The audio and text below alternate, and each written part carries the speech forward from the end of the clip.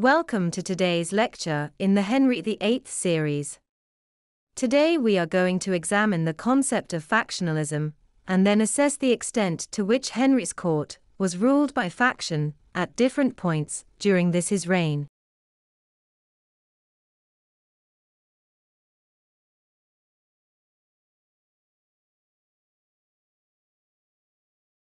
This lecture will be split into 4 parts. We will begin by examining the definition of faction and looking at the implications that factionalism could mean for Henry's government. We will then examine the emergence of factions in the late 1520s against the backdrop of Henry's attempt to secure an annulment. We will then examine to what extent the executions of Anne Boleyn and Thomas Cromwell were the result of factionalism at court. Finally, we will examine how factionalism dominated the final years of Henry's reign, with the court divided down religious lines. The Google definition of faction is a small organized dissenting group within a larger one, especially in politics, or dissension within an organization. Dissent simply means someone, or a group of people, who hold a contrary view to the official, or orthodox view. When we examine factionalism within a Tudor context, we are discussing groups of courtiers, mostly from noble background, who assemble together with a common political cause. They often had family ties, but they could also have a common interest, such as a particular ideology or religious belief. Historians have fiercely debated the existence and extent of factionalism in Henry's court. The most famous dispute was between eminent historian Geoffrey Elton, who argued against the notion, and his protege David Starkey, who strongly argues in favor of the existence of faction. More recent historians have tempered the debate by acknowledging the existence of political groups within court who shared common goals or interests, but their influence was never so great as the influence of Henry's key ministers of Cromwell and Wolsey. Furthermore, they were never able to influence Henry into actions that did not suit his interests or ideological beliefs. Ultimately, these men at court remained the king's servants and ultimately did his bidding. I would argue that Henry was certainly in control of the politics of his court for the majority of his reign, but this began to unravel in the final 7 years of his reign. If indeed the Henrician court was riddled with factionalism, this would suggest that Henry was a weak king, influenced by whoever was the dominant figure of his court at the time. We know that Henry was attracted to magnetic personalities and given to whims and flattery. However, he is also known as a keenly intelligent man, who knew his own mind. If indeed there were court factions, we must also consider their agenda, which was decided by their common goals or beliefs.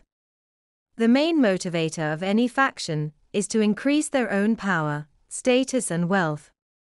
Some historians believe that the main factions would actively look to place attractive young women under Henry's nose in the hope that he chooses her as his next mistress, or indeed his wife. This is especially true for Jane Seymour and Catherine Howard. However, by the final decade of Henry's reign, factions were forming around religious beliefs. There was those who wanted to push a Protestant agenda known as the Reformist faction, and those who wished to conserve the doctrine of the Catholic faith known as the Conservative faction. However, these two agendas, power and religion, were intertwined, and the wives of Henry VIII were often affiliated with a particular religious agenda too. Let's now examine the emergence of factions in Henry's court. Until 1527, court politics was dominated by Thomas Wolsey, who had been the king's chief minister for over a decade and had amassed so much power that his contemporaries considered him an alter rex. But during his years of glory, he had accumulated many powerful noble enemies, who felt sidelined from politics and resented this so-called butcher's son's rise to power. They were waiting for an opportunity to bring Wolsey down, and the crisis over Henry's annulment from Catherine acted as the perfect opportunity. The Boleyn faction emerged in 1527 around Henry's new love interest of Anne Boleyn. They grew in influence at court, as it became clear that she was not just an ordinary and short-lived mistress. At the head of the faction was Anne's uncle, Thomas Howard, the Duke of Norfolk, who was one of the richest men of the realm and an experienced military commander. Once Catherine was banished from court, Anne was able to gather a retinue of young and ambitious courtiers around her, and her close proximity to the king meant she was of greater and more immediate influence over him than old Wolsey. Another important factor to the Boleyn faction was the religious element. Anne Boleyn was a reformist who was responsible for the advent of Thomas Cranmer at court, since he had originally been her private chaplain. It is also believed that Anne was the first to introduce Henry to Lutheran ideas, including showing him a copy of the Tyndale Bible. Her personal persuasion may have given Henry the confidence and conviction to take the more radical steps of the break with Rome. However, we cannot say that all the Boleyn faction were working toward a religious agenda, since Anne's uncle the Duke of Norfolk remained a staunch conservative, and would emerge as the leader of the conservative faction in the late 1580s, following her downfall. The Boleyn faction were the direct rivals of the Aragonese faction. These were the courtiers who sought to block the annulment, led by the Spanish ambassador Eustace Chapuis, but also including members of Catherine's retinue. They were able to gain influential support, most notably Bishop Fisher and Thomas More, both of whom made a stand against the break with Rome and refused to recognize Anne as the legitimate queen. However, once Catherine was banished from court in the early 1530s, the Aragonese faction's influence declined. Some historians believe they re-emerged in the north of England to fuel the Pilgrimage of Grace rebellion of 1536, but there is scant evidence for this, beyond the Pontefract article that called for the reinstatement of Catherine's daughter Mary into the line of succession. There is a historiographical debate about the extent to which Anne Boleyn and Thomas Wolsey were enemies. Traditional literature, and even Hollywood movies have portrayed Anne Boleyn's brief engagement and love affair with the Earl of Northumberland, which was abruptly ended by Thomas Wolsey, when Anne was a young and powerless. Historians have used this evidence of Anne's enmity toward Wolsey. They use it as evidence that she purposely engineered his downfall. In 1527, Wolsey was hoping to secure a marriage agreement for Henry with a French princess, as part of the Anglo-French alliance he had formed in the Treaty of Moore of 1525. This has been seen as further evidence for Anne's resentment and hatred of Wolsey. Furthermore, Anne's uncle, the Duke of Norfolk, had little love for Wolsey, and it had been Norfolk who had sent troops to Lavenham to put down the rebellion caused by the amicable grant in 1525, which had earned him kudos with the king. Wolsey was banished from court following the breakdown of the Legatine, or Blackfriars Court, in 1529. Historians have argued that the Boleyn faction were at work behind the scenes, supposedly spreading rumors that Wolsey had been conspiring with the Aragonese faction in order to ensure the failure of the Legatine court. 6 months after being banished from court, Wolsey was summoned back to London to face charges of praemunire and treason.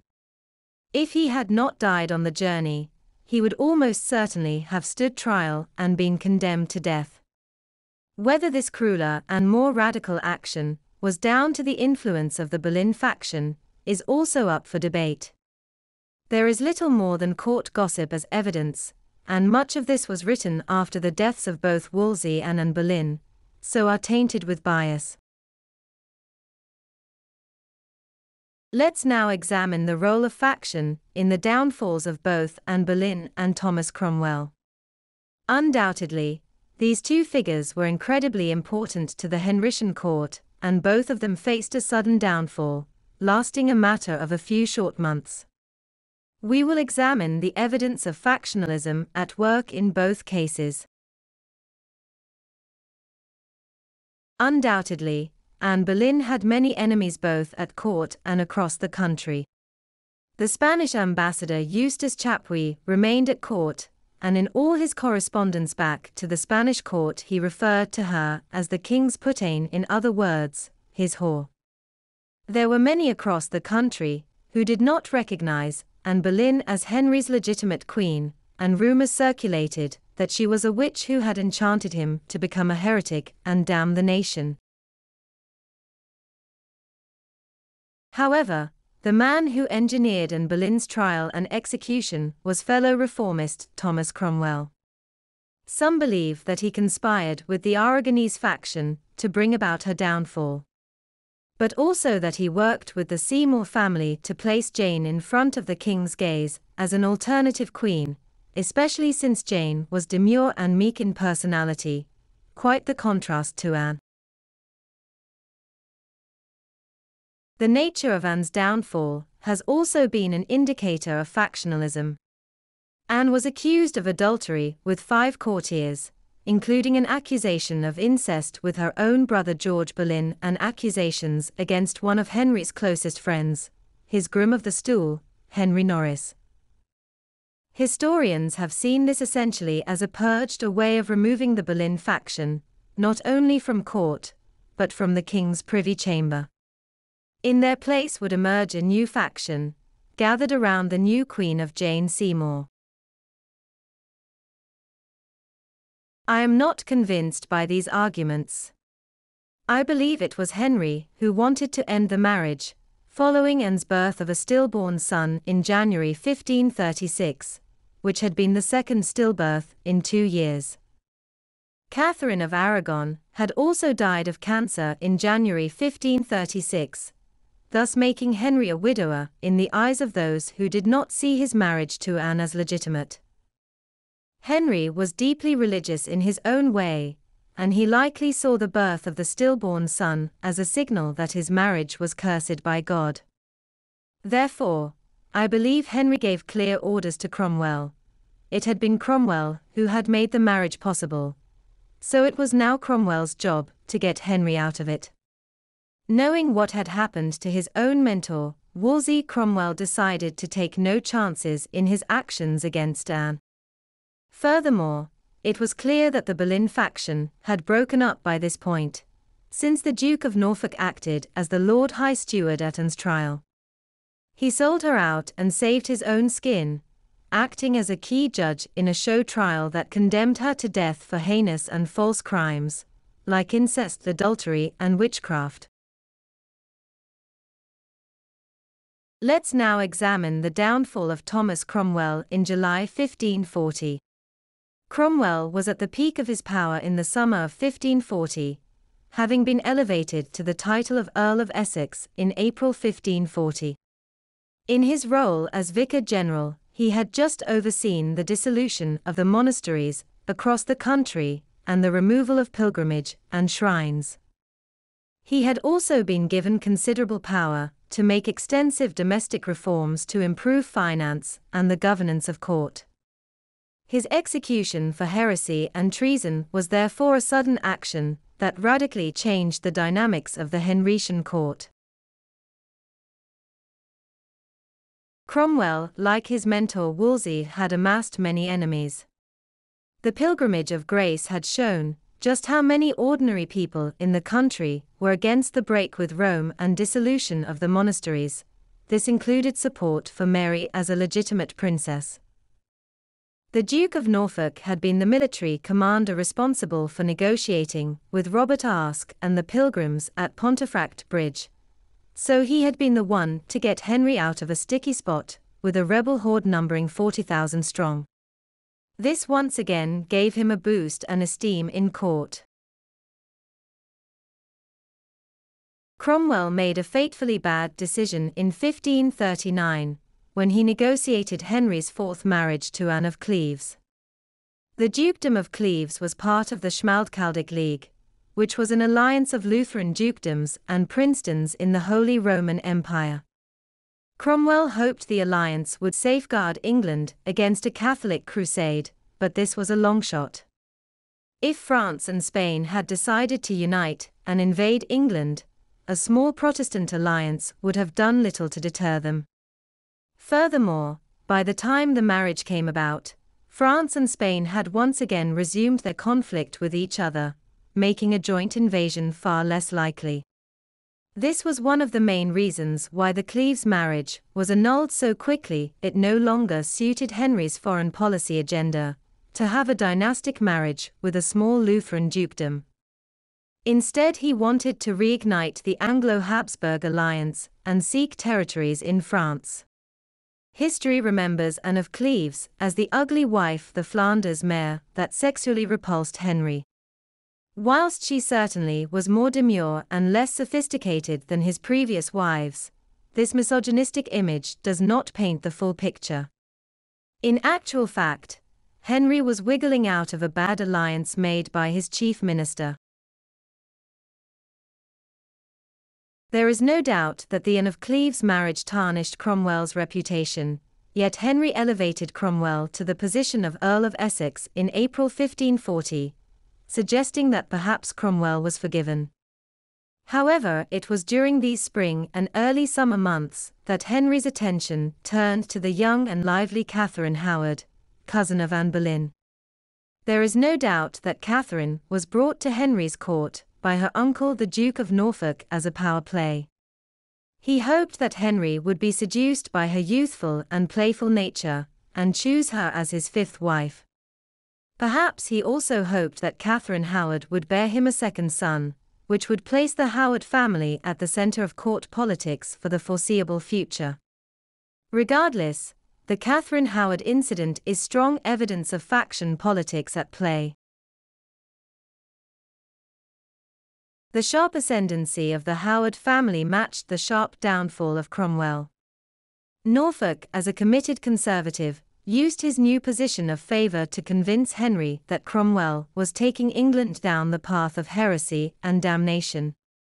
Henry was a conservative at heart. He did not commit to any of the Lutheran teachings, but rather found them expedient to his cause. Furthermore, Norfolk was now amassing a faction around him that went beyond his family ties, including influential Bishop Stephen Gardiner. On the 10th of June 1540, Cromwell was arrested during a council meeting on charges of heresy and treason. At this point, Norfolk apparently reached for the insignia of the Order of the Garter and pulled it off Cromwell's shoulders, saying a traitor should not wear it. Through a bill of attainder, Cromwell was then placed on trial for several charges of heresy. He was executed just over a month after his arrest, and in the same month Henry married Catherine Howard. The execution of Cromwell provides stronger evidence of factionalism at court than the execution of Anne Boleyn.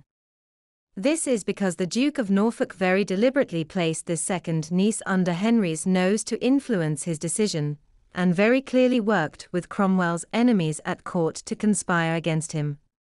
Furthermore, Henry was later said to regret Cromwell's execution, calling him his only loyal servant. This shows clearly how weak-willed Henry could be when influenced by big personalities at court. Let's now examine the dynamics of Henry's court after Cromwell's execution. During the final 6.5 years of Henry's reign, there was no chief minister to dominate politics. Furthermore, it became clear from 1544 onwards that Henry was going to die before Edward reached maturity. This caused the court to break into a power struggle for who would control the boy king as regent.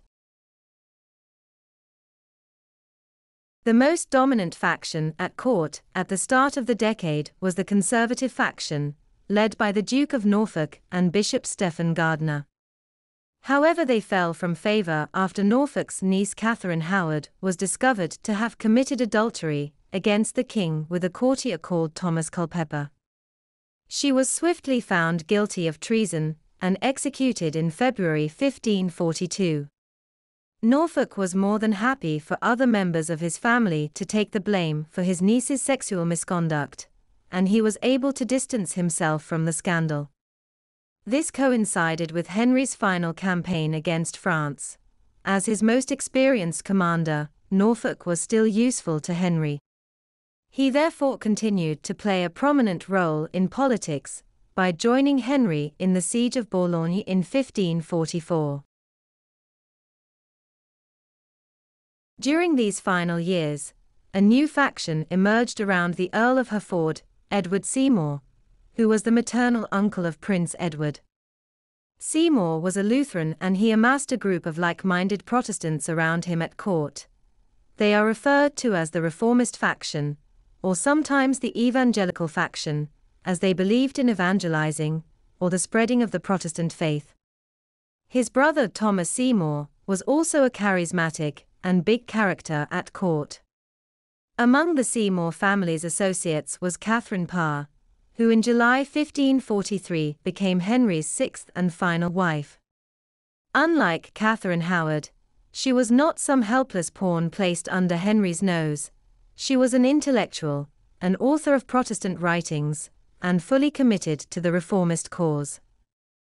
It was a strange decision by Henry, given how in the 1540s he was seeking to reverse the religious changes achieved in the 1530s. Like Norfolk, the Earl of Hertford was able to bolster his prestige at court through military service. Hertford took charge of the rough-wooing policy, whereby he launched an aggressive policy into Scotland that included the sack of Edinburgh with the aim of forcing through a marriage agreement between the infant Mary Queen of Scots and Prince Edward.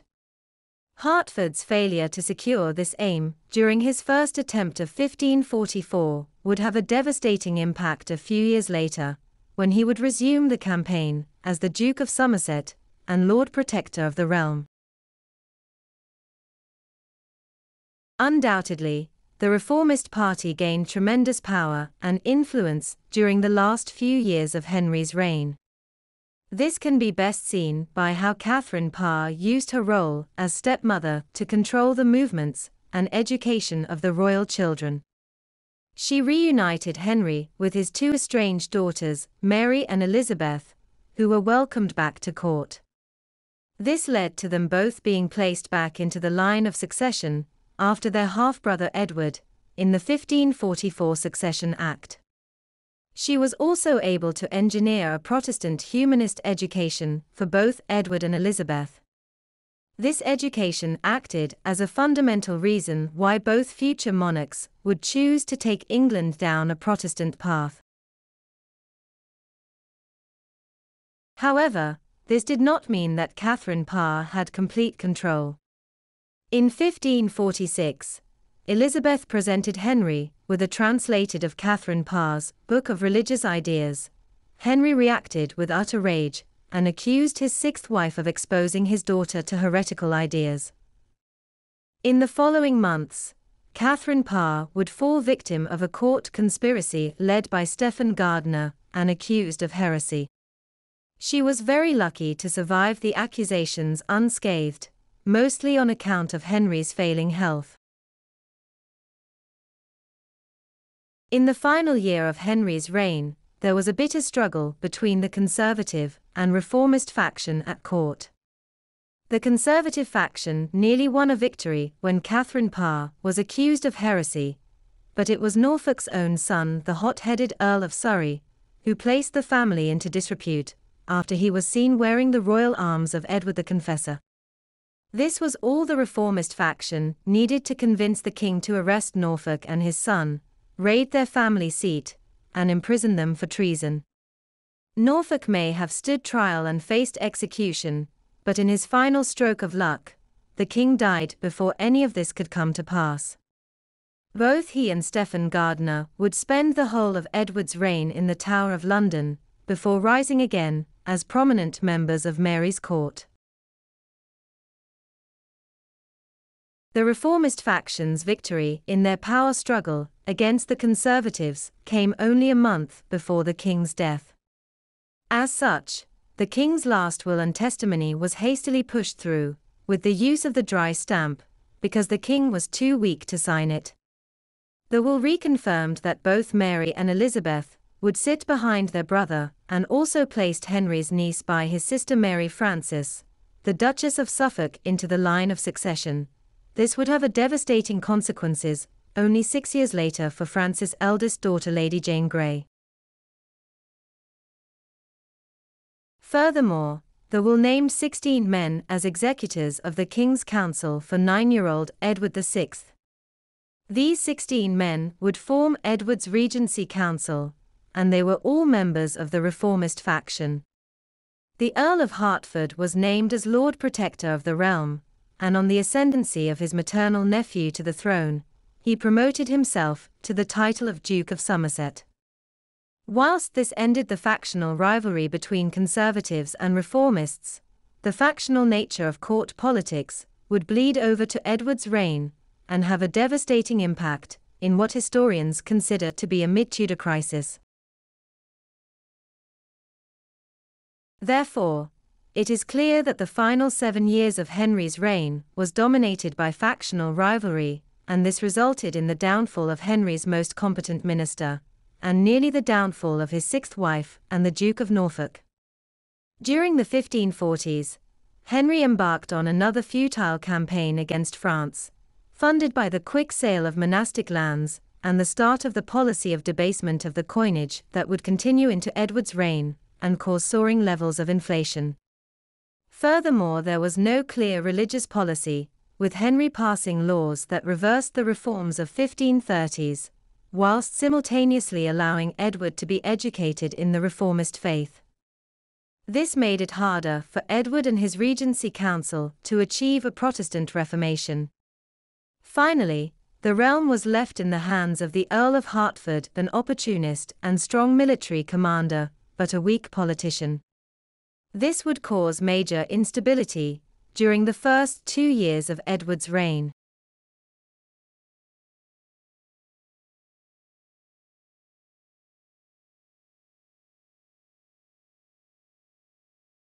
Let's now return to our overarching question of to what extent was Henry VIII's court ruled by faction. Firstly, it is important to remember that factionalism is the presence of rival groups at court, all striving for greater power. During the first half of Henry's reign, factionalism was minimal, mainly due to the dominance of Wolsey as chief minister. However, factions began to emerge in the late 1520s when Henry was seeking an annulment from Catherine of Aragon, and a group of like-minded courtiers gathered around Anne Boleyn. But at this stage, it is highly debatable whether Henry's decisions were dictated by the power plays of faction. He was bitterly disappointed with Wolsey's failure at the legatine court, and seeking any type of solution to his great matter, so appointed those at court who seemed best able to achieve this for him. The sharp downfalls of both Anne Boleyn and Thomas Cromwell have been seen as evidence for faction. There is less credible evidence of this for Anne Boleyn, who only 5 months prior to her execution had failed to deliver Henry with a living son, but the execution of 5 other courtiers might suggest some type of political purge. For Cromwell's downfall, there is far stronger evidence that Henry was manipulated by factions, with the downfall of Cromwell since the conservative faction was able to convince Henry that his chief minister was a heretic and driving England along a path of damnation. The final years of Henry's reign were, to put it bluntly, a hot mess. There was very little leadership from Henry or his privy councillors, and lots of evidence of factionalism. Henry seemed to swing between favouring both reformists, especially his 6th wife Catherine Parr, and the conservatives, who he was ideologically more aligned with. In the end, it was the reformists who seized control, and they were able to use the dry stamp to engineer a regency council around the new king, that would be made up entirely of members of the reformist faction. Therefore, we could conclude this lecture by saying that Henry's reign saw a slow decline into factionalism, which was accelerated in those final critical years, when Henry lost control of his court, and his health failed him. Thank you for watching. Tune into the next series of lectures to assess whether or not the reigns of Mary and Edward could be defined as a mid-Tudor crisis.